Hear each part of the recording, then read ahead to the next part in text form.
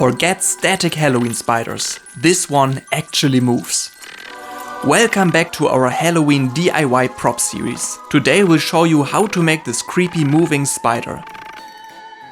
What you need is a Roomba, fishing wire, 3 hooks, 2 pieces of wood, teaser power strips, and of course a spider.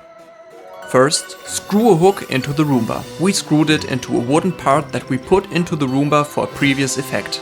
But of course you can also screw it into the Roomba itself. Place your Roomba safely on a shelf. The Roomba should have depth detection so it doesn't fall down. Then screw the second hook into one piece of wood and stick it to the ceiling with power strips where you want the spider to hang. Repeat this with the third hook and attach it to the ceiling directly above the shelf. Place the Roomba underneath. Now thread the fishing wire from where the spider is to hang through the hooks and attach it to the Roomba. Cut the fishing line where you want the spider to hang at its lowest point and attach this end to it. Once everything is in place, turn on your Roomba. As it moves back and forth, the spider will randomly rise and fall. Perfect for a creepy, unpredictable scare.